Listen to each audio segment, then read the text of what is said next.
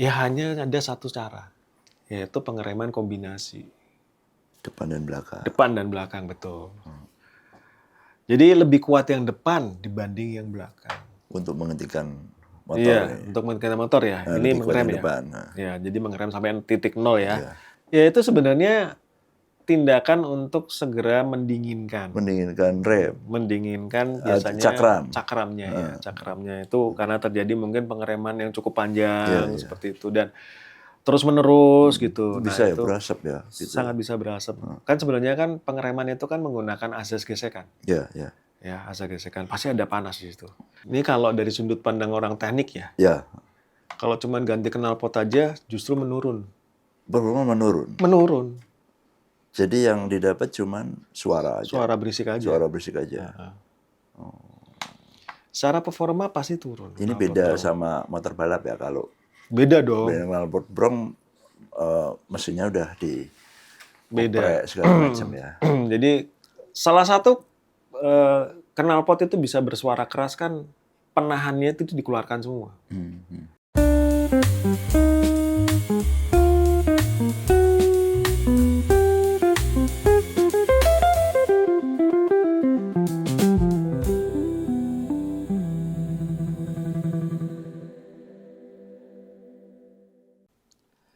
Kembali lagi di Ruang Interaksi, podcastnya Berita Jadeng.tv, dan kali ini kita sudah bersama Pak Oke Desyanto, senior instruktur dan analis Astra Motor Jawa Tengah. Halo Pak, apa kabar? Ya, kabar baik. Terima kasih sudah mengundang ya. Ya, makasih ini udah meluangkan waktu nih habis ngajar safety riding ya. Iya, benar. Masih seragamnya masih dengan kostumnya gitu. Masih dengan kostumnya ya seragamnya. Iya. Oke, kita bakal ngobrol-ngobrol ke depan nih Pak soal safety riding, keselamatan berkendara gitu ya. Mungkin saya akan berangkat dari data angka kecelakaan yang masih cukup tinggi. Di Jawa Tengah kalau boleh dirangkum ini tahun 2024 ada yang tercatat ada 4.000 sekian kecelakaan. Memang sebagian besar melibatkan kendaraan berat, truk gitu. Cuman kan populasi pengendara motor ini kan cukup tinggi ya. Tinggi. Nah, apalagi dengan size motor yang kecil gitu, terus terbuka gitu. Mungkin kalau mobil kan cenderung lebih terlindungi karena ada body cell-nya. Ada bodinya gitu, di dalam kabin gitu ya. Tapi sepeda motor nih cukup rawan gitu ya. Nah, yang membuat saya penasaran ini banyak orang yang mungkin bisa naik motor itu, cuman nggak tahu nih cara mengendarai motor yang aman dan safety yang benar itu gimana. Ini gimana kalau melihat hal ini Pak Oke? Iya, jadi kalau berangkat dari data ya, kebetulan data yang saya pakai memang lebih ke nasional ya.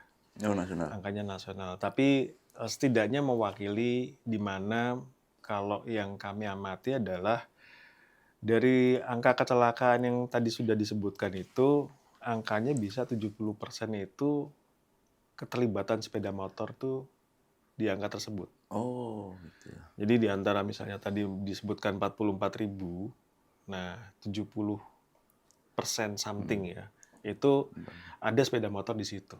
Tapi bukan catatannya bukan sebagai pelakunya, tapi terlibat seperti itu. Nah, yang menarik justru tidak hanya angka 70% tadi gitu ya, bahkan bisa sampai 77% gitu. Yang menarik justru usia. Usia yang terlibat. Ya, betul. Usia yang terlibat itu, jenengan usianya berapa? Jadi ketahuan. Jadi ketahuan ya. 44, Pak.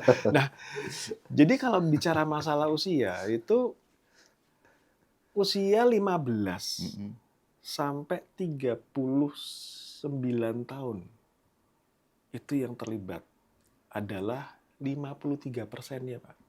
Paling banyak. Jadi yang tadi ya, tadi angka kecelakaan tadi, 53%-nya terbanyak adalah rentang usia dari usia 15 sampai 39 tahun. Sampai 39 tahun. Di mana usia tersebut adalah usia produktif. Nah ini kan jadi kalau kita tahu penyebab kematian di global di dunia internasional kan yang pertama yang masih menduduki ranking kan penyakit jantung. Yeah. Yang kedua cancer. Yang ketiga adalah kecelakaan lalu lintas. Jadi kalau bercandaannya gini, kalau Anda sehat, tidak penyakit jantung, terus kemudian terutama yang usianya 15 sampai 39 tahun ya. Yeah. Anda sehat, tidak penyakit jantung, oke. Anda nggak cancer, nggak sakit cancer, oke.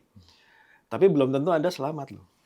Karena 53% dari usia rentang Anda itu masih bisa punya kemungkinan 53% mengalami kecelakaan. Jadi seperti itu. Jadi memang sebesar itu resiko di jalan raya ya? Sebenarnya betul, sebesar itu. Sebenarnya yang perlu dipahami setiap orang yang berkendara ketika dia turun atau dia berada di jalan raya, itu dia sudah harus siap menerima resiko. Nah kalau bicara dengan safety riding itu kan bagaimana kita mengelola sebuah resiko sebenarnya itu. Gitu ya, mengelola sebuah resiko. Mengelola sebuah resiko. Jadi sebenarnya gini, safety riding itu pilihan, gitu ya. Saya yakin lah semua pengendara motor di jalan itu punya kemampuan penalaran dan logika gitu. Wong dia naik motor aja bisa, gitu kan. Yeah. Kalau dia mau sedikit memahami dan sedikit meluangkan waktu untuk berpikir tentang keselamatan, mestinya bisa. Gitu. Namun kan. Cuman problemnya itu tadi balik lagi seperti itu. Kembalinya adalah ke awareness. Kesadaran. Tadi disampaikan jenengan bahwasanya, ya saya tidak menolak bahwasanya banyak pengendara yang bisa naik motor. Tapi betulkah pengendara tersebut benar-benar memahami konsep dasar sebuah mobilitas kendaraan di jalan raya yang sebenarnya gitu? Karena tidak hanya bisa gitu. Tapi pengetahuan berkendara itu ya penting gitu. Karena pengetahuan pengendara dan kemudian bagaimana dia mengelola sebuah resiko itu akan munculnya di akhir adalah kebijaksanaannya pada saat dia berkendara. Kebijaksanaan apa? Mengambil sebuah keputusan. Nah, kita bicara gini deh, kenapa usia SIM itu harus 17 tahun? Karena diyakini umur segitu sudah bisa mengambil keputusan. Namun yang terjadi kan, kalau kita lihat di Indonesia itu kan balik lagi ya. Ini jadi lebih panjangnya begini. Banyak orang yang bahkan anak gitu yang ingin bisa mengendarai sepeda motor. Nah, motivasinya baru berhenti sampai bisa aja. Selesai sampai situ. Setelah dia bisa, dia senang bisa naik motor kemana-mana, udah Pak, lupa. Selesai sampai situ. Iya. Jadi kemudian apakah kemudian dia menyadari adanya potensi bahaya di jalan? Belum tentu. Karena yang dia baru capai, pencapaiannya adalah baru bisa aja naik motor. Ya. Biasanya kalau yang baru bisa justru euforia kan. Nah, benar Pak. Benar. Banyak coba-coba gitu kan. Euforia. Itu terjadi di komunitas. Jadi gitu. Naik motor nih pertama gitu kan. Terus kok senang ya, asik ya naik motor, dia merasakan sebuah kebebasan, freedom, dia merasa menyatu dengan lingkungan yang dia biasanya hanya di rumah gitu, dia bisa di lingkungan luar kayak asalnya dan sebagainya. Dan kemudian dia gabung, oh ya saya mau ikut komunitas gitu. Nah itu juga ada problemnya sendiri gitu. Karena di komunitas, buat teman-teman komunitas yang senior-senior, yang dia touringer gitu ya, touringnya pengalamannya udah tinggi, ini kemudian dia juga akan melihat gitu, gimana yang baru gabung tuh euforianya itu terlalu berlebihan dan harus dikendalikan kayak gitu. Nah itu sedikit mewakili cerminan saja. Itu baru di komunitas. Di lingkungannya dia bisa jadi seperti itu. Paling gampang di lingkungan saya deh, di komplek. Itu ada anak yang usianya sama. Dan sama-sama barusan bisa naik motor. Tadinya dia cuman berada di teras, mainan bareng, sekarang mainan motor bareng. Tapi gini Pak Oke, Iya. sebenarnya teknik safety riding ini sedikit banyak kan sudah diajarkan saat ujian SIM misalnya. Kalau kita lihat di medsos itu kan, ini ujian SIM Indonesia ini terlampau sulit dulu gitu ya.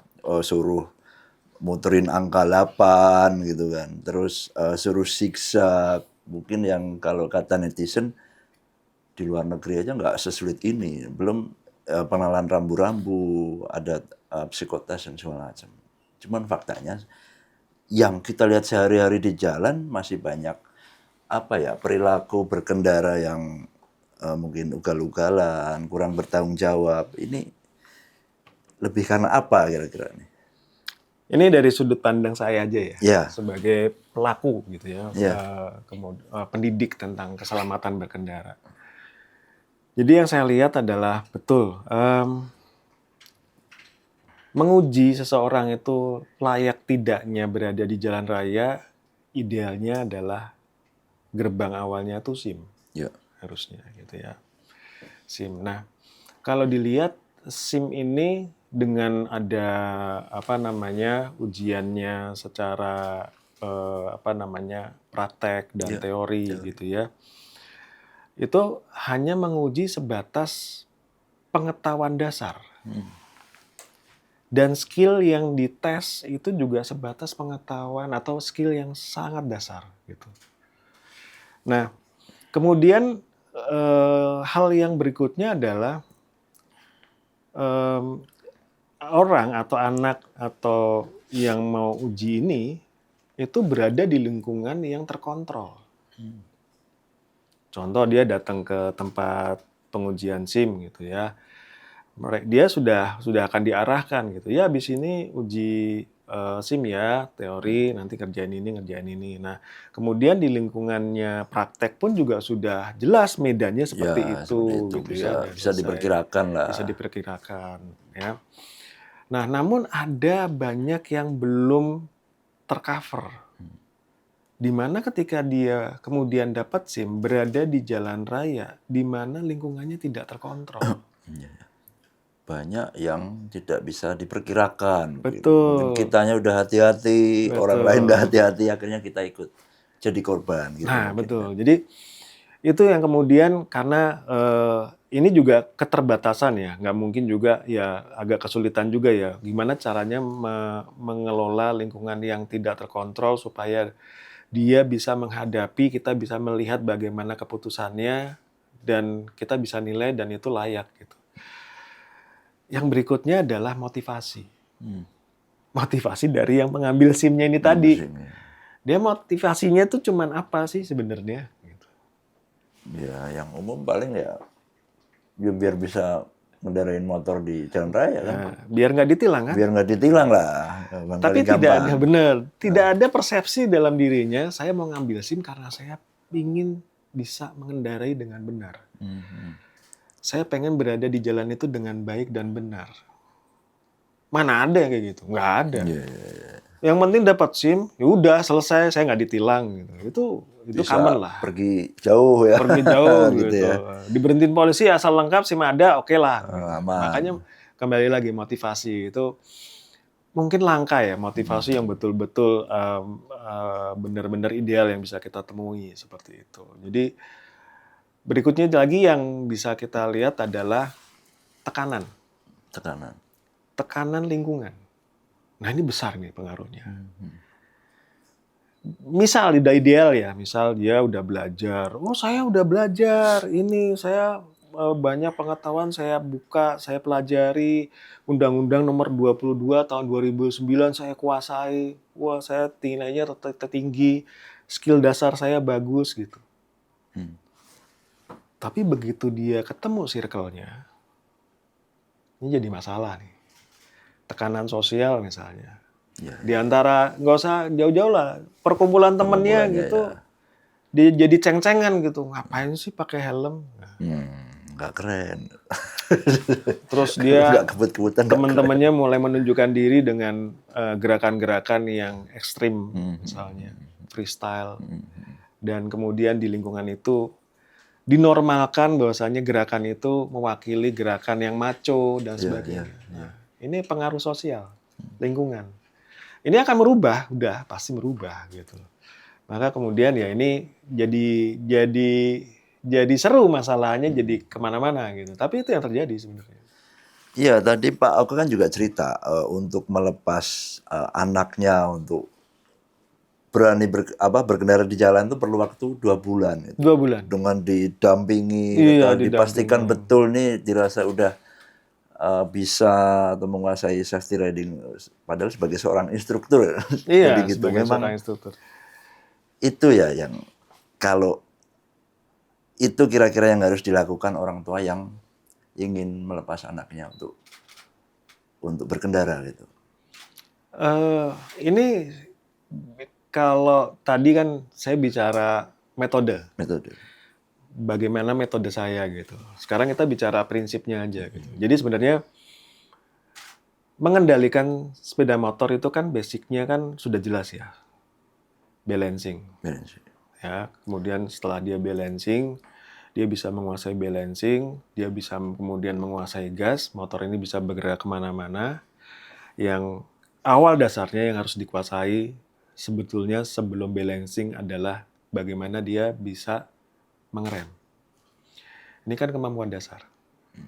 Terus kemudian dia tuh anak saya ya.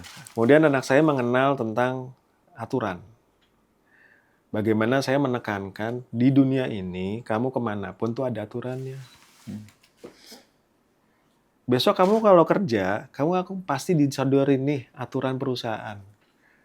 Bahkan ketika kamu di tempat tertentu, itu juga ada namanya aturan tidak tertulis, gitu kan? Aturan tidak tertulis itu apa? Lebih ke adab misalnya. Contohnya apa misalnya? Ya, yang paling gampang kita temui misalnya, siramlah setelah buang air kecil misalnya. Itu kan adab. Kalau sampai ditulis kan berarti kebangetan. Bener nggak? Kan kita diajarkan jangan sampai kotoran kita sendiri dilihat sama orang lain. Nah, ini balik lagi. Jadi dia belajar aturan, tertulis dan tidak tertulis. Setelah dia mampu, kemudian saya masukin lagi. Bagaimana kamu mengenali sebuah potensi bahaya. Bagaimana dia bisa tahu, kayaknya bahaya deh nih. Oh ini aman, itu harus dikasih tahu. Nah setelah udah tahu nih, dasarnya udah oke, skillnya udah oke, aturan sudah oke, danger prediction atau prediksi bahayanya udah oke, aku tambahin awareness. Bagaimana tindakan seorang yang dewasa itu bisa mempertanggungjawabkan dirinya sendiri dan perbuatannya di jalan raya. Kamu kalau di jalan raya terjadi apa-apa, yang nolongin kamu siapa? Nggak ada selain dirimu sendiri dan keluarga.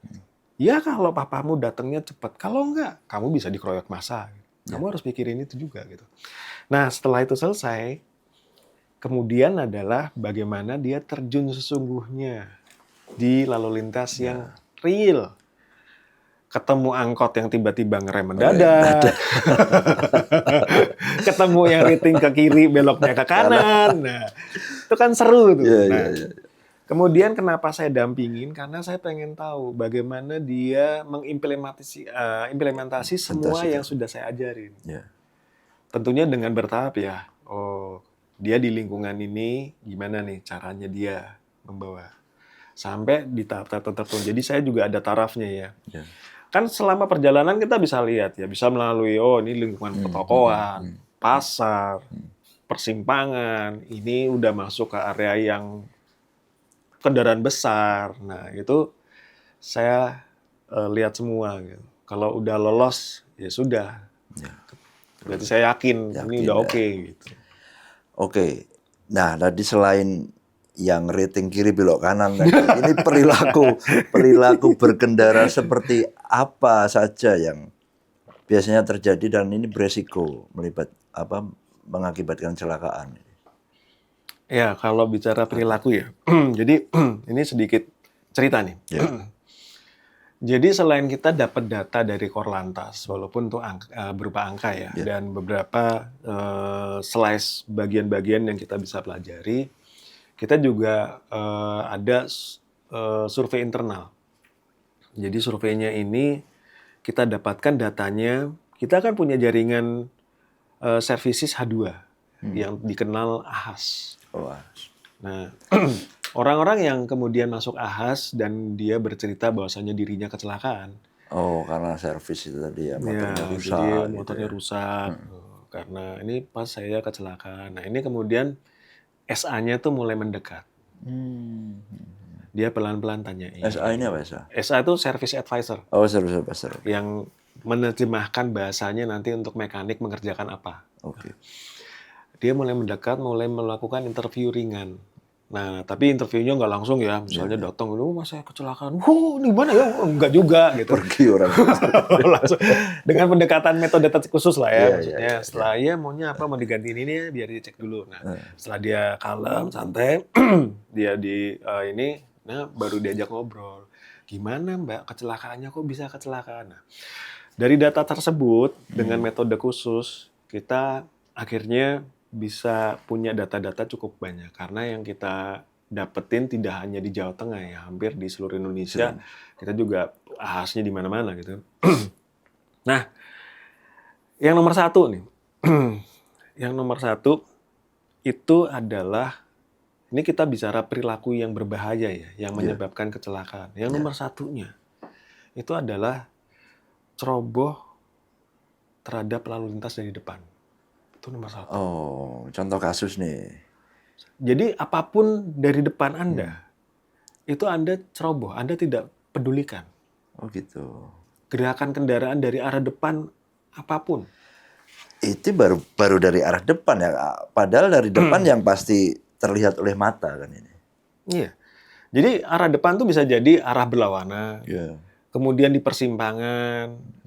Orang nyebrang misalnya. Orang nyebrang. Gak usah orang nyebrang. Orang masuk aja ke jalurnya kita aja nggak nengok. Sering kan Mas? Iya, Di persimpangan gitu, di pemukiman gitu. Apalagi persimpangan besar gitu. Nggak pernah nengok ke kanan dia misalnya mau masuk persimpangan itu. Nah itu salah satu contohnya. Itu nomor satunya itu. Itu yang tertinggi ya? Tertinggi itu. Jadi setelah kita rangkum semuanya tertinggi itu. Yang nomor 2-nya tidak menjaga jarak. Nah ini jadi kalau kalau orang-orang yang motoran mobilan tuh bilangnya sukanya main tipis. Ya Main kalau tipis belum itu, mepet ini nggak direm gitu kan. Bahasa kerennya bonnet to bumper gitu, mepet gitu. Bonnet tuh ujung mobil depan tekap itu sama bumper belakang gitu, mepet banget gitu. Itu jadi tidak menjaga jarak aman. Gitu. Nah ini yang kedua. Terus yang ketiga kita temui adalah melewati batas kecepatan. Entah itu di pemukiman, entah itu di perkotaan, dia batas kecepatannya terlampaui. Nah itu yang ketiga. Terus yang berikutnya 4 ya. 4 itu ceroboh saat belok. Yang kelimanya itu adalah ceroboh saat mendahului. Yang paling bontot ada ditemui berkendara karena kelelahan. Jadi mungkin habis lembur, ngantuk, maksain atau ngejar rate ojol nih, misalnya ngejar rate dia sampai kecapean itu. Jadi itu 6 perilaku yang teratas ya, 6 perilaku yang kita amati yang menurut kita harus konsen di situ. Oke, kalau kurang awas dengan apa yang ada di depan, itu apa yang harus dilakukan sebenarnya? Kan terlihat nih, apa ini memang kurang aware tadi? Misalnya mau lewat persimpangan nih, seharusnya ngerem gitu kan. Betul. Dia tetap tancap gas gitu. Kemudian tadi yang kurang jaga jarak juga, terus ada yang kelelahan, itu sebenarnya bisa diantisipasi, dicegah? Jadi kalau dari hasil interview ya, Ya. hampir sebagian besar itu menjawabnya terburu-buru. Ya, ya, ya. Jadi yang tadi disebutin ceroboh dengan lalu lintas yang di depan, tidak jaga jarak aman, kemudian berkendara melebihi kecepatan, ceroboh saat belok, ini hampir mendominasi adalah alasannya terburu-buru. Terburu-buru. Ya, alasan lain ada lagi. Ini saya bacain hasil interviewnya ya. Iya, iya. Alasan lain ya ada namanya, ada yang bilang, iya Pak, saya tidak menduga bakal terjadi. Gitu. Jadi bersifat terlalu percaya diri. Oh, terlalu pede itu. Ya, terlalu pede, terlalu percaya diri gitu ya. Biasanya nggak kejadian Pak, ini kejadian kayak gitu. Terus yang ketiga itu emosional. Jadi pengaruh emosional ya. Ya, mungkin kebawa pada saat dia pulang kerja atau kebawa dari rumah ke kantor atau ke tempat kerja. Nah, itu terbawa gitu. Nah, kalau ditanya bagaimana antisipasinya, yang paling penting tuh sebetulnya yang pertama bahwasanya menyadari dulu. Bahwasanya berkendara apapun jenis kendaraannya ketika berada di atas aspal yang dinamakan jalan fasilitas umum, semua ada resikonya. Satu itu dulu, ada resikonya. Yang kedua, bagaimana dia mengartikan sebuah resiko menjadi kesadaran pribadi untuk mengutamakan keselamatan. Kalau hal dasar ini aja udah nggak punya, udah susah. Apalagi ditambah buru-buru. Wah, itu triple combo udah. Buru-buru ini kayaknya alasan sebagian besar ya. Ketika udah kejadian, maaf saya buru-buru. Iya, iya, itu alasan yang common lah, sering dipakai. Jadi antisipasinya bagaimana ya? Kalau nggak mau buru-buru ya harus ada planning yang jelas, harus ada rencana yang jelas. Gitu. Itu basic lah ya. Basic. Kan sebenarnya gini, kita bangun tidur aja itu udah dihadapkan pilihan. Mau ngolet-ngolet dulu apa langsung bangun tuh udah pilihan. Iya, iya. Mau buka mau buka Instagram atau history itu juga pilihan. Apa langsung duduk dulu kemudian langsung sikatan, itu semuanya pilihan. Gitu. Jadi ya terburu-buru kan dia udah memilih di awal gitu. Nah, konsepnya tadi, kalau kemudian dengan terburu-buru dia sudah memahami, oh iya ya, ada bahaya loh di jalan raya. Saya nggak bisa mengambil alasan buru-buru. Hanya menggadekan waktu saya untuk keselamatan saya. Nah, mungkin hasilnya agak lain. Dia mungkin, oh iya saya nggak bisa buru-buru. Ya udahlah, telat lah, biarlah telat daripada keselamatan saya atau nyawa saya. Nah itu butuh awareness, butuh bagaimana dia menyadari itu tadi. Gitu. Cuman problemnya gini Pak Ogo, yang sering terjadi ini kan, kadang pengendaranya merasa kebal gitu. Katakanlah gini, ambil contoh, berapa sih persentase angka kecelakaan sepeda motor gitu? Katakanlah 20-30% gitu kan.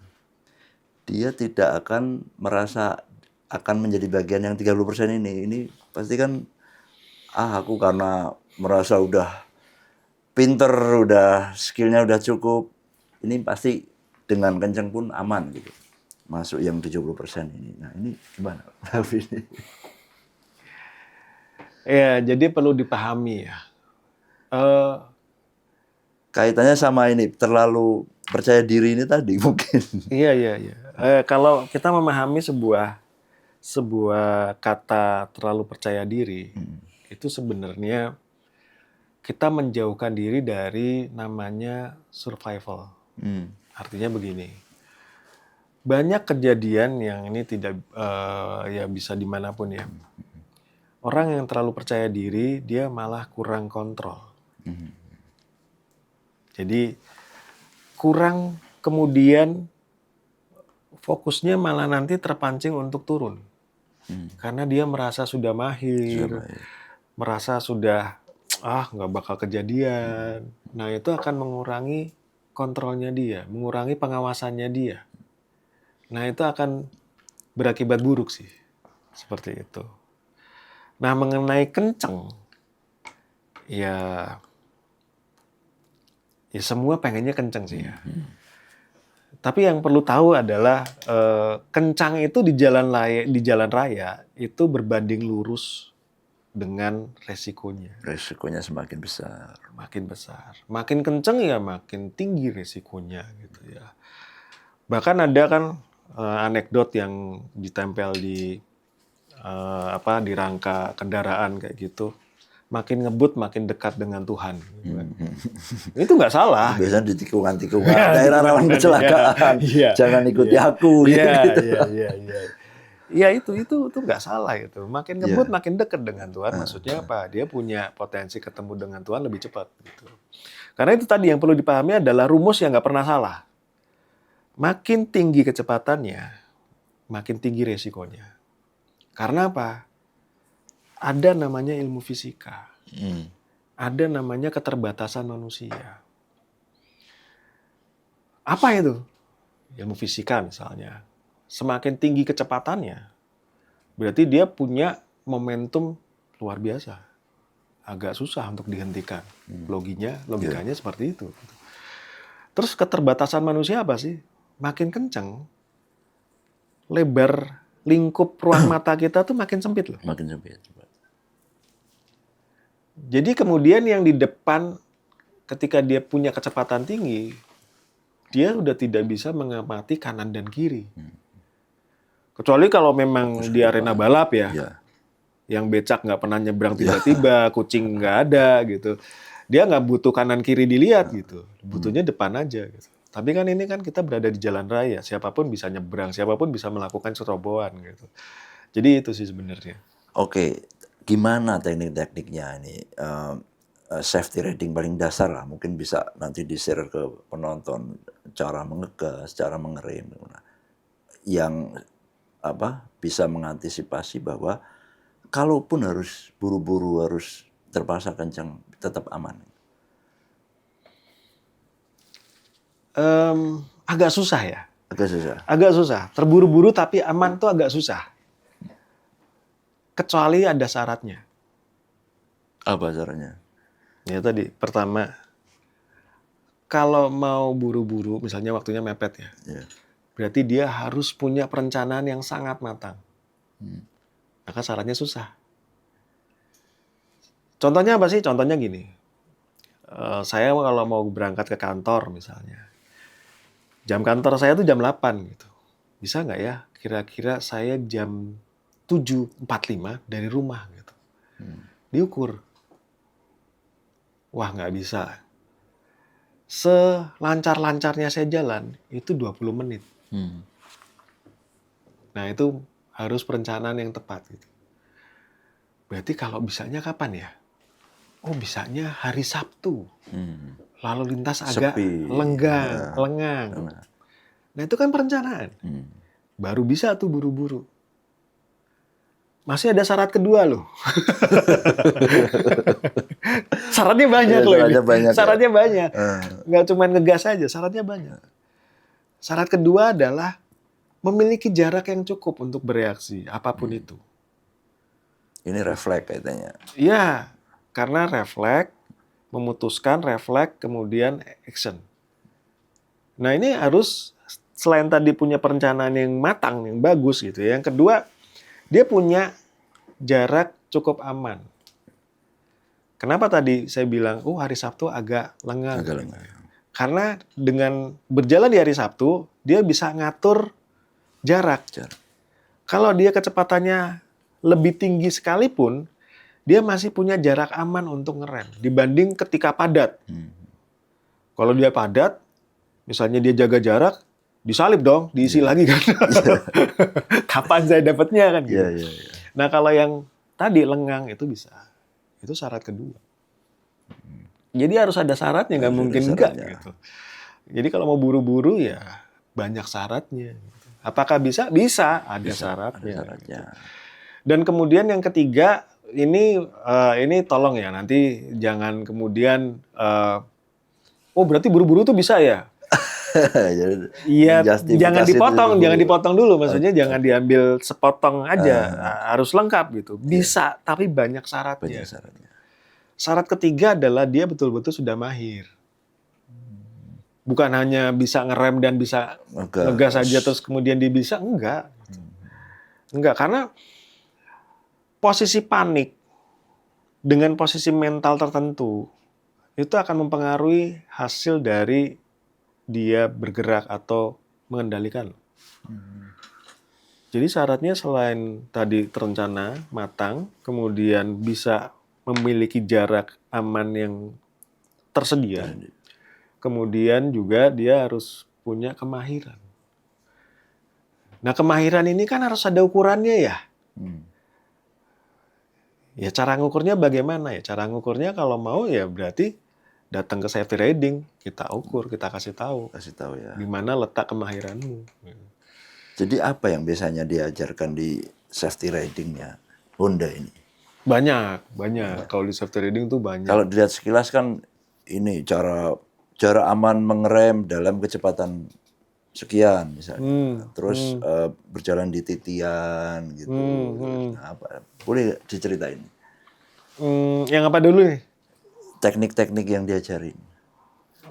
Karena gini, ini bukan jumawa ya, Yeah, tapi emang saja jujur aja nih. Jadi kita tuh punya yang basic, gitu. Basic, ya pemula. Kemudian kita punya lagi naik lagi setelah pemula ada lagi sampai nanti tingkatnya advance. Bahkan nanti tingkatnya ada lagi sudah terpisah antara pengendaraan aspal dan non aspal. Itu ada lagi. Bahkan sampai nanti ada pengendaraan khusus untuk kendaraan yang cc-nya sekian ratus sampai sekian ratus, bahkan sampai moge ya. Jadi banyak gitu, banyak pilihannya. Bahkan sampai berkendara di malam hari pun ada itu materinya. Ini materinya sendiri-sendiri ya, karena untuk situasi yang berbeda-beda, jenis motor yang berbeda-beda juga gitu. Jadi sampai kita punya materi dasar di mana ngajarin pemula, benar-benar pemula. Tapi bukannya pemula tuh nggak bisa apa-apa ya. At least dia bisa naik sepeda genjot ya. Dia udah bisa itu dulu. Gitu. Keseimbangan lah, dia udah bisa menciptakan keseimbangan lah. Keseimbangan itu udah ada. Gitu. Jadi dia belum bisa naik motor sekalipun, dia cuma bisa naik sepeda. Kita bisa ngajarin sampai dia bisa naik motor dengan proper itu bisa. Itu lama loh. Kalau pemula tadi itu trainingnya di kita itu 5 hari. Dari 0 sampai bisa. Itu ngajarin semua ya. Ngajarin toh loh. Karena gini, 5 hari itu adalah jumlah kurikulumnya. Yang jadi masalah adalah bagaimana dia bisa menyelesaikan dari masing-masing sesi bab tadi. Karena kalau ini belum dikuasai, kita tidak akan maju ke sesi berikutnya. Oke. Gitu. Jadi 5 hari itu basic. Gitu. Bisa jadi seminggu tuh. Habis itu pasti kita akan sarankan ya tetap latihan sendiri di rumah gitu. Ini sedikit cerita aja ya. Kalau pemula itu konsepnya adalah kita di Honda itu, terutama di motor ya, itu kita ngajarin peserta itu menguasai motor dalam kondisi mati. Maksudnya? Jadi kalau orang yang misalnya jenengan belajar sama saya, itu nggak bakalan hari pertama itu Anda dapat kunci motor langsung jalan tuh nggak bakalan. Untuk pemula ini ya. Nggak bakalan. Cuma dikasih motor aja tuh, ngejogrok di situ. Dah, kamu latihan pakai motor itu. Jadi bagaimana dia mengelola, menghadapi, dan bagaimana dia merespon dan bahkan menghadapi motor dalam kondisi mesin mati. Karena itu penting. Jadi dia bisa ngerasain, oh ternyata motor dengan bobot segini, kondisi mati, ternyata saya harus ngimbanginya seperti ini. Ini belum bagaimana saya memindahkan motor ini dalam kondisi mati, saya kuat apa enggak, caranya bagaimana, dan sebagainya. Itu penting. Oh itu ya. Terus sampai kemudian dia biasanya ada asistennya. Biasanya temennya gantian, misalnya jenengan sama siapa gitu ya, sama-sama pemula gitu. Nanti dikasih motor tanpa ada kuncinya gitu. Nanti jenengan yang naik di atas, yang lain dorong. Oh gitu. Itu fungsinya untuk melatih Jadi melatih menguasai motor Menguasai dalam motor. kondisi tanpa mesin. dalam mesin. Jadi stepnya ada. Hmm. Tanpa mesin dulu, baru pakai mesin. Jadi kalau langsung pakai mesin, nah ini biasanya kaget.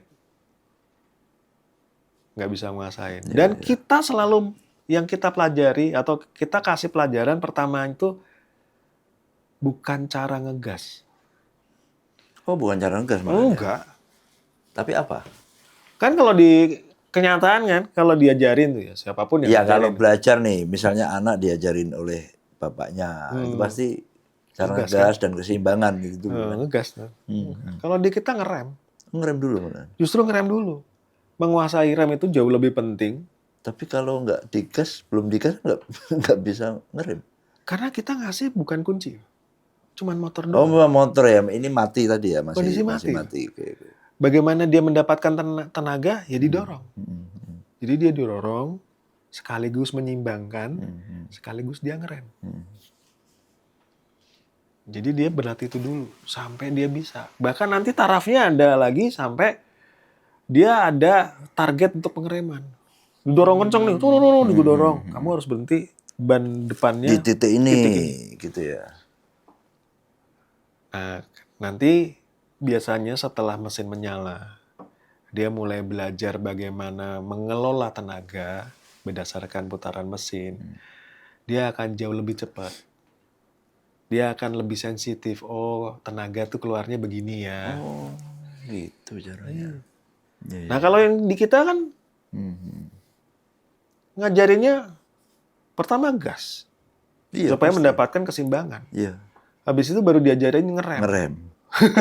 Ini ngerem dulu ya. Ngerem dulu. Balik. Caranya menyelamatkan diri bagaimana? Karena ngerem itu kuncinya menyelamatkan diri. Iya, dan banyak masih ada yang salah ya. Ini sedikit saya cerita. Jadi masih banyak di masyarakat pemahaman tentang pengereman itu salah. Jadi persepsinya itu mengerem itu adalah menghentikan kendaraan. Padahal enggak. Bukan. Apa? Jadi kalau jenengan punya persepsi mengerem adalah menghentikan kendaraan, itu nggak usah tergantung sama pedal rem. Bisa pilih mana yang lebih suka, bisa tembok, bisa pohon. Itu menghentikan seketika. Tabrakin. Karena itu menghentikan seketika. Iya, Jadi sebenarnya mengerem itu adalah menurunkan laju kendaraan. Bukan menghentikan. Bukan menghentikan seketika, langsung Enggak, berhenti. gitu. Tapi idealnya memang berhenti pelan-pelan gitu kira-kira ya. Jadi Atau gimana? Karena gini, kalau kemudian persepsinya adalah, oh kalau mau berhenti pakai rem. Berarti apa? Dia tidak akan pernah siap dan tidak akan pernah menyiapkan diri bahwasanya mengerem itu butuh waktu, butuh jarak. Iya. Tapi kalau dia yang ingat adalah, oh ya ngerem itu hanya bisa menurunkan kecepatan hingga ke titik 0. Kalau menurunkan berarti butuh waktu. Kalau kecepatannya turun perlahanan berarti butuh ruang, butuh jarak. Nah itu beda persepsi loh. Jadi basically yang kita ajarin adalah dasar-dasar yang benar untuk memahami sebuah berkendara. Sekarang yang banyak terjadi narik rem itu ketika jaraknya udah sangat dekat, rem mendadak. Ya, rem mendadak, betul. Idealnya memang dari jarak tertentu masih agak jauh, jadi jadi kalau ada antisipasinya gitu. Benar. Jadi kalau di kami itu ngajarin tentang ada namanya jarak reaksi, ya, kemudian jarak pengereman. Jadi jarak reaksi itu adalah ketika jenengan mulai melihat bahaya sampai memutuskan mau apa, itu jarak reaksi. Jarak reaksi. Nah, jarak pengereman itu dimulai dari mulai pegang tuas rem sampai berhenti sempurna tanpa terjatuh. Itu jarak pengereman. Jarak reaksi ini rata-rata di usia produktif itu butuh 1 detik, Mas. Oh, ini kaitannya sama refleks atau Iya, refleks ya? betul. Karena informasi selalu diterima oleh mata, ya, oleh mata atau mungkin sensorik yang lain. Itu pun tambahan ya, misalnya bisa pendengaran, tapi biasanya at least mata. Setelah informasi itu diterima di mata, kekirim dong ke otak. Nah, setelah dikirim di otak, otak itu akan membagi ini informasi mau diolah di mana. Di otak kanan, di otak kiri. Setelah diolah, nanti dilempar lagi di otak bagian belakang untuk disambungkan ke sensorik. Sensorik baru kemudian nyenggol saraf atau otot. Nah, itu kan perlu waktu, Mas. Dari mulai melihat sampai memutuskan tuh udah punya waktu loh. Dan menggerakkan tangan untuk ngerem itu butuh waktu. Nah, itu waktunya 1 detik. Nah, kemudian tinggal jarak pengeremannya berapa. Nah, makanya butuh adanya waktu 3 detik terhadap kendaraan di depan karena mempertimbangkan tadi 1 detik untuk mekanisme reaksi, 1 detiknya untuk jarak pengereman, 1 detiknya untuk cadangan. Kita tidak pernah tahu kondisi di medan itu seperti apa gitu. Jadi paling aman memang 3 detik, manapun kecepatannya. Berapapun kecepatannya? Berapapun kecepatannya 3 detik. 3 detik ya? Betul. Kadang masih banyak yang bingung juga. Ini rem mana yang dipakai? Rem depan, rem belakang dulu, atau bareng-bareng nariknya? Gitu. Bareng-bareng. Rem depan sama belakang gitu. Nah, ini menyesuaikan kondisinya ini atau? Betul. Tepat sekali. Jadi menyesuaikan kondisinya gitu. Jadi yang mau tahu pengereman apa dulu nih? Rem depan itu lebih berfungsi karena inilah kalau kebanyakan motor sekarang kan penggerak roda belakang. Iya. Nah, kapan kita harus lebih menggunakan rem depan, kapan harus lebih menggunakan rem belakang? Baik. Kita mulai dari mengerem untuk berhenti ya. Jadi mengerem untuk berhenti ini tolong diartikan sebagai mengerem hingga kecepatannya mencapai 0. Ya, 0. Dan mengerem ini pengertiannya adalah secepat mungkin. Ya, secepat mungkin. Nah, kalau ditanya bagaimana pengereman yang efektif untuk mengerem sampai kecepatannya 0 dengan secepat mungkin dan jaraknya juga nggak panjang-panjang pengeremannya gitu ya. Ya hanya ada 1 cara, yaitu pengereman kombinasi. Depan dan belakang. Depan dan belakang, betul. Jadi lebih kuat yang depan dibanding yang belakang. Untuk menghentikan motor. Iya, untuk menghentikan motor ya. Ini mengerem ya. Depan. Ya, jadi mengerem sampai titik 0 ya. Nah, itu dengan lebih kuat yang depan. Kalau mau dikira-kira ya paling gampang menggunakan prosentase itu 60-70 ke depan lah. Sisanya ke belakang. Oh, lebih kuat. Lebih 60% yang depan.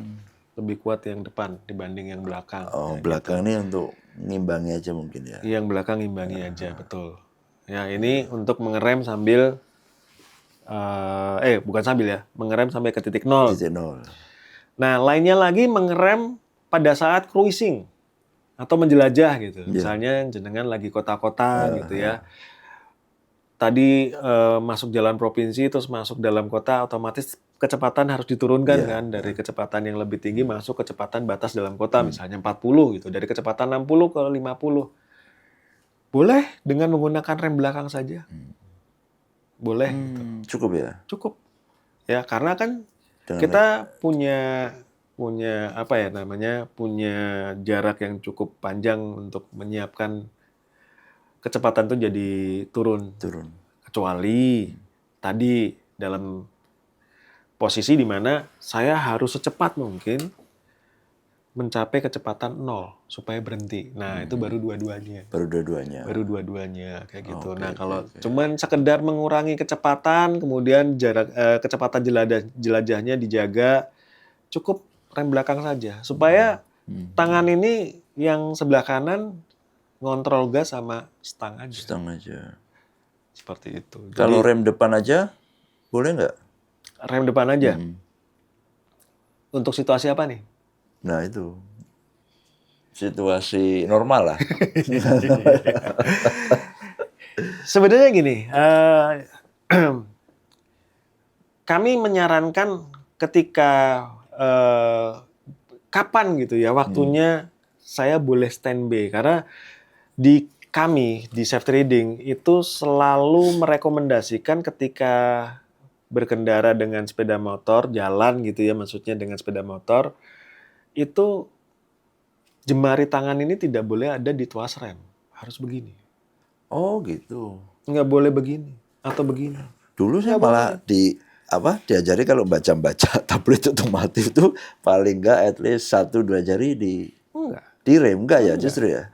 Rekomendasinya nggak gitu. Untuk ini untuk jaga-jaga sewaktu-waktu butuh ngerem malah enggak. Enggak. Cukup di gas saja. Gini aja. Maka kemudian saya menyampaikan bahwasanya kalau mau mengurangi kecepatan, misalnya ini ngegasnya terlalu banyak gitu ya, ngimbanginya rem belakang aja. Kalau matic sebelah kiri, kalau yang ini pakai kaki gitu. Nah, bagaimana kemudian jemari ini boleh kalau situasinya dalam kepadatan? Contoh misalnya daerah, kalau Semarang kan ada ya daerah-daerah yang padat gitu ya, mepet-mepet gitu. Butuh reaksi cepat, ini boleh tangannya begini. Boleh ya. Boleh. Tapi ketika cruising kecepatannya udah mulai tinggi, begini lagi. Gitu ya. Lebih aman gitu. Lebih aman kayak gitu. Dan ada tekniknya juga, memperlakukan tuas rem depan itu nggak sembarangan tekniknya, ada tekniknya juga. Ada tekniknya juga gitu. Oke. Terus ada lagi engine brake. Engine brake ya. Terutama untuk jalan menurun nih. Jalan menurun, benar. Kalau matic gimana? Kalau matic kan nggak terlalu kerasa engine. Betul. Ya kan? Nggak bisa langsung dikurangin giginya. Giginya siapa gitu? Nggak pakai gigi. Iya makanya. Gimana kalau matic? Kita kembali dulu ya, kembali ke prinsip dasar desainer. Jadi kendaraan matic itu sebenarnya terlahir untuk daerah perkotaan. Jadi ini kan sifatnya praktis, ya. Siapapun bisa pakai, tinggal gas saja tanpa harus peduli mindahin persneleng yang sesuai dengan kecepatannya. Jadi matic ini desainnya adalah untuk pemukiman, daerah perkotaan ya, yang flat, datar seperti itu. Namun kan geografisnya kita nggak kayak gitu semua, gitu ya. Nah kemudian ya akhirnya banyak muncul masalah gitu ya. Kenapa? Karena betul matic itu sebenarnya ada engine brake-nya, cuman tidak cukup kuat. Tidak cukup kuat. Sehingga balik lagi, kalau memang bukan ranahnya dia, pemakaiannya harus jauh lebih hati-hati. Oh ini matic harus lebih hati-hati. Harus lebih hati-hati. Kenapa? Dia desainnya untuk perkotaan. Bukan untuk kemudian mainan yang di daerah turunan panjang berkilo-kilo. Nah, kalau dia desainnya memang sudah perkotaan dan dia harus kita sadari bahwasanya ini engine brake-nya lemah, berarti ada teknik khusus yang harus dipelajari. Ya, harus dipelajari. Jadi ada teknik khususnya. Oh, gitu ya. Ada teknik khususnya gitu. Jadi nggak bisa kemudian tidak merubah polanya dari mulai naik bebek yang ada engine brake-nya, polanya sama diterapkan di matic. Karena yang terjadi orang-orang yang biasanya, nggak semua sih, mengalami kecelakaan itu adalah tidak merubah. Satu itu. Yang kedua nggak ngerti tekniknya. Nggak ngerti tekniknya gitu. Kalau bisa dibilang emang dari sejumlah pengguna matic yang turunan panjang dari 100 emang 100-nya kecelakaan? Enggak. Paling hanya beberapa aja kan kayak gitu. Nah, itu karena mereka tidak tahu tekniknya. Jadi yang pertama tekniknya jelas, karena tidak ada engine brake, anggaplah seperti itu ya. Jadi yang perlu disadari adalah ya sudah, kalau tidak ada engine brake berarti kecepatannya tidak boleh tinggi pada Tidak saat boleh terlalu ngeluh. tinggi. Oke, kembali lagi situ ya. Jadi pemahaman balik lagi. Kalau naik motor bebek kan, wah tinggal ganti gigi aja, lepas gas itu dia udah nahan sendiri. Nah ini nggak bisa dipakai yang sama kayak gitu. Yang kedua, karena tidak ada engine brake yang cukup berarti rem ini perlu dijaga kemampuannya. Karena kalau ada engine brake kan ada yang bantu rem nih. Ya. Nah kalau engine brake-nya kurang, yang bantuin rem siapa? Jadi pastiin harus pakem ini remnya. Nah gitu kalau kan. berarti harus pakem, berarti gantian dong makainya. Jangan semuanya dihajar, dua-duanya ngeblong gimana? Oh gitu. Jadi gantian rem depan, Iya, belakang, rem depan, depan, belakang Dan, gitu ya. betul. Dan oke, boleh diperbolehkan lebih banyak yang depan karena pendinginan depan jauh lebih efektif daripada cakram belakang misalnya, atau disc brake belakang, atau drum brake belakang. Seperti itu. Jadi remnya gantian. Gitu. Dan kalau misalnya pengeremannya mulai aneh gitu ya, mulai terasa dalam nih ya, kan kita bisa ngerasain ya, kalau narik tuas rem itu kan ada terasa solid, ada terasa resistennya. Nah, kalau ini udah mulai kok agak beda ya, mending minggir deh. Gitu Berarti itu sudah hampir minyak remnya sudah tidak punya kemampuan untuk menjaga performanya. Terlalu panas. Terlalu panas. Entah itu bisa jadi minyak remnya, bisa jadi kampasnya. Karena mereka punya titik kerja tertentu. Kalau yang sering viral-viral tuh, Matic di turunan dia mau ke pegunungan turunan ini terus sampai berasap, terus sampai di warga sekitar menyediakan air tuh disemprotin ke cakramnya, itu gimana itu? Ya itu sebenarnya tindakan untuk segera mendinginkan rem, mendinginkan biasanya cakramnya ya. Cakramnya itu karena terjadi mungkin pengereman yang cukup panjang seperti itu dan terus menerus gitu. Bisa nah, itu berasap ya. Gitu. Sangat bisa berasap. Kan sebenarnya kan pengereman itu kan menggunakan asas gesekan. Ya, asas gesekan. Pasti ada panas di situ. Nah, kalau ya ini saya tidak rekomendasi sih sebenarnya. Jadi ketika logam itu diberi perlakuan yang ekstrim, pasti dia bisa melengkung ya. Jadi memang harusnya berhenti sebentar. Berhenti aja, dinginkan dulu gitu. Toh Anda juga nggak balapan, nggak buru-buru mau harus kepit, harus ngegas lagi gitu ya, santai aja gitu. Namanya juga pakai motor yang perkotaan, dipakai jalan-jalan sampai pegunungan. Enak sih, nggak usah mikirin ganti gigi, dia tinggal ngegas aja sampai atas. Cuman ya ada hal-hal lain juga yang harus dirubah gitu, karena kita menggunakan motor yang berbeda gitu. Itu aja sih sebenarnya. Jadi sebenarnya nggak direkomendasikan ya? Bukan tidak direkomendasikan. Artinya kita perlu merubah, menyesuaikan apa yang, misalnya contoh jenengan gini deh. Jenengan kalau renang itu pakainya mesti baju renang kan? Baju renang. Kalau baju rapat ada beda lagi kan? Beda lagi. Nah, bukan, maksudnya rem yang disemprot air itu tidak direkomendasikan. Oh enggak, itu walaupun itu bisa mendinginkan seketika ya. Iya, itu bisa mendinginkan, iya. Sangat bisa. Karena suhu tinggi kemudian kena air, dia akan drastis suhunya akan turun. Itu bisa. Sampai situ dia bisa. Bisa. Kemudian bisa ngerusak, bisa. Melengkung bisa. Melengkung bisa. Gitu. Jadi lebih baik didiamkan dulu ya. Ya, saran kita sih kayak gitu. Biar dingin alami. Biar dingin seperti itu. Toh juga di daerah atas itu kan dingin kan? Dingin udaranya. Seperti itu. Kalau motor yang dimodif-modif itu gimana, diceperin terus bannya kadang diganti kecil, ban drag itu sebahaya apa? Iya.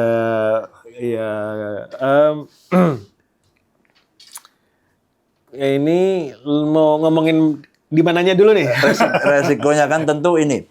Gini, Pak, pabrikan tentu udah memproduksi motor itu agar dia nyaman, terus enak dikendarai, ideal gitu ya. Dari ground clearance-nya cukup, terus mungkin banyak ukuran segini ini.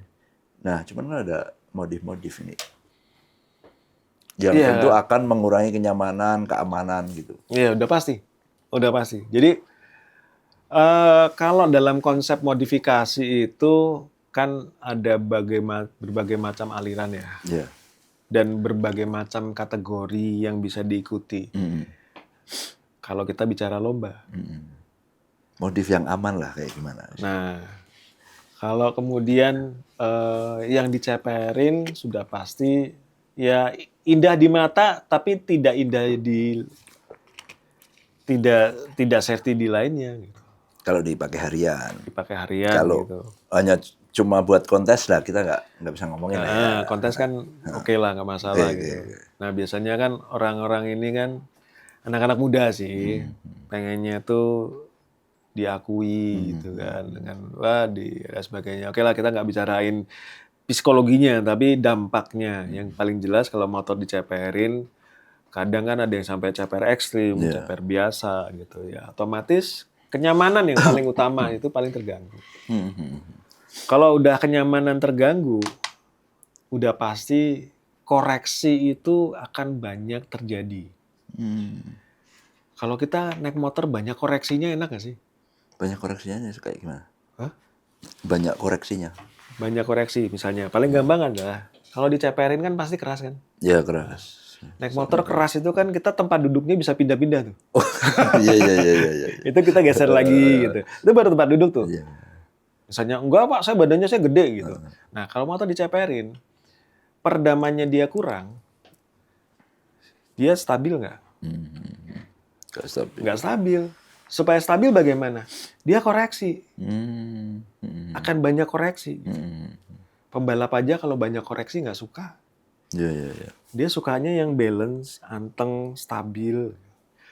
Nah, itu akan mengurangi kenyamanan baik pada saat berkendaranya, pada saat dia naiki, atau kenyamanan pada saat mengendalikannya.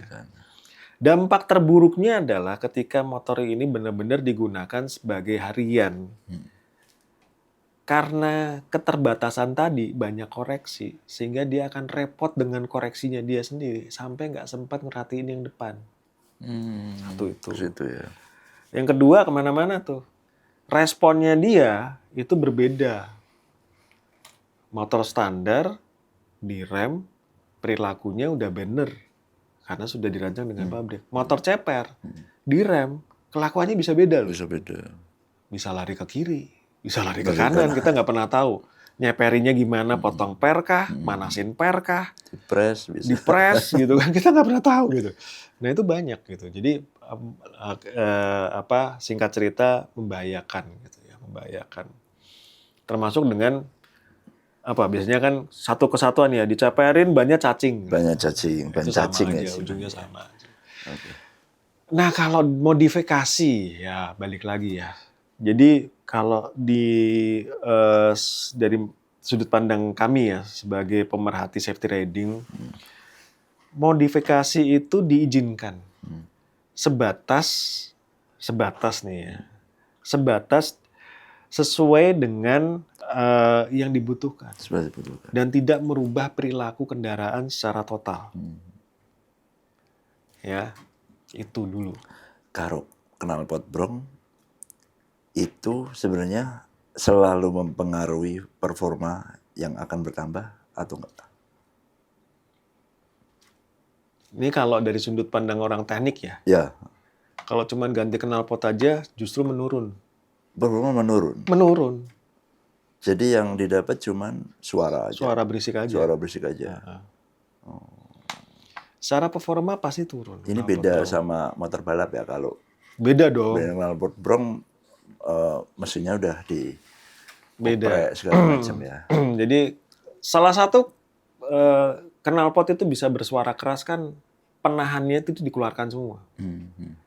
Ya, jadi cuman dikasih perdam ala kadarnya, mungkin cuman glass wool dikasih saringan gitu. Yang penting bisa memekakan telinga gitu. Dan mereka nggak pernah ngitung debitnya secara sirkulasi on cam. Maksudnya cam itu noken asnya. Sirkulasi inflow-nya, outflow-nya itu dia udah nggak ngitung. Yang penting suara keras. Nah, kebayang kan knalpot standar desainnya dia ada penahannya, ada resistance-nya supaya suara dB-nya turun, dan ini sudah diatur debit bensinnya masuknya berapa. Begitu knalpotnya dirubah jadi blong tanpa Terus pasti. hambatan, ini kan dari inflow-nya atau dari debit masuknya kan gak dirubah. Otomatis performanya beda dong. Gitu. Oke. Pak Oko, jadi yang kegiatannya safety riding Astra Motor Jawa Tengah ini apa aja? Banyak, Jadi Mas. keliling ke mana-mana untuk memberikan Iya, keliling. edukasi gitu. Iya, jadi hampir semua segmen kita temui ya. Jadi dari mulai TK, SD, SMP, tapi kita nggak ngajarin naik motor ya buat mereka ya. Yang SD SMP ya. Dari TK, SD, SMP kita nggak ngajarin motor gitu. Yang kita ajarkan bagaimana memanfaatkan fasilitas umum untuk bermobilitas. Oh, itu. Sama kemudian ketika orang tuanya misalnya menggunakan sepeda motor sebagai pilihan transportasinya, bagaimana dia menjadi pembonceng yang aman. Nah, itu yang kita ajarin gitu. Nah, kemudian sampai usia sekolah SMA, menengah ke atas, kuliah, perusahaan, baik perusahaan yang swasta maupun negeri, kemudian UMKM, bahkan kita masuk ke arisan bapak-bapak itu juga masuk. Iya. Universitas banyak, Mas. Siapapun yang mengajukan. Siapapun yang mengajukan itu Bisa dilatih dia. bisa semua gitu. Bisa semua. Dan kita cukup padat ya, sebulan itu bisa 20 lebih kegiatan. Sampai 20 kali gitu. 20 kegiatan. Bahkan teman-teman itu kalau berangkat keluar kota itu sudah sampai punya pola di mana, misalnya saya mau berangkat ke Karesidenan Solo misalnya. Jadi dia udah ngatur tuh di tanggal-tanggal yang terdekat itu juga harus event yang sama. Maksudnya gini. Biar sekalian. Sekalian jalan kayak gitu. Infonya dengar-dengar mau bikin fasilitas baru di PSB. Iya. Apa ini kalau bisa diceritakan? Ya, alhamdulillah sebenarnya ini sudah lama direncanakan gitu ya, baru bisa mungkin separuh diwujud, bukan 3/4 ya, 3/4 baru mulai diwujudkan gitu ya. Jadi ada namanya Safety Riding Center. Jadi itu sebuah tempat yang cukup luas, jadi ada gedungnya secara khusus memang untuk kepentingan pembelajaran keselamatan berkendara. Terus ada tempat prakteknya yang sudah proper, sehingga kita bisa banyak melakukan kurikulum di sana, bentuk-bentuk kurikulum udah bisa gitu. Jadi benar, jadi insya Allah tahun ini kita akan launching nanti. Pastinya teman-teman dari media juga pasti akan diundang lah. Jadi nanti kami di sana punya lahan yang cukup proper sehingga punya model pembelajaran keselamatan berkendara yang betul-betul ideal seperti itu. Jadi di mana ini juga buat memberi pesan kepada warga masyarakat Jateng ya, bahwasanya kita sudah punya gitu ya, sudah punya tempat safety riding center yang betul-betul proper gitu ya, bisa diakses siapapun, dan kita sangat welcome kalau mau yang belajar di sana gitu ya. Jadi ini memang benar-benar semua fasilitasnya ada. Komplit loh ya. Komplit. Jadi mulai teori, pembelajaran etika, prediksi bahaya, kemudian segala jenis motor juga kita sediakan, baik yang cc-nya seperti yang di market atau di pasar, bahkan cc-nya yang besar, bahkan yang cc-nya untuk kompetisi keselamatan berkendara ya, bukan kompetisi balap gitu, enggak. Itu ada semua gitu. Jadi kita punya lahan aspal yang di aspal itu cukup luas, jadi kita bisa mensimulasikan kejadian-kejadian yang menyerupai kejadian di jalan raya. Oke. Bulan apa kira-kira bukanya? Estimasi sih paling cepat Oktober ya. Telat-telatnya November tahun ini. Oke. tahun ini. Nanti datang aja ya Mas. Nah, nanti akan kita lihat nih. Iya dong. Fasilitas. Datang loh tapi. Ya, pastilah. Bawa semua loh ini. Siap. Oke, Pak Age, makasih ya ngobrol-ngobrolnya. Sama-sama, terima kasih. Wah, Cukup ini menyenangkan bisa berbagi informasi di sini. siap. Dengan. Wah, ini penting untuk edukasi keselamatan berkendara. Biar yang naik motor itu nggak pada barbar. Amin, mudah-mudahan. Ya, mudah-mudahan bermanfaat. Iya. Oke, itu tadi ngobrol-ngobrol kita dengan Pak Oke Desianto. Kita kembali lagi ke podcast Berita Jateng berikutnya di Ruang Interaksi.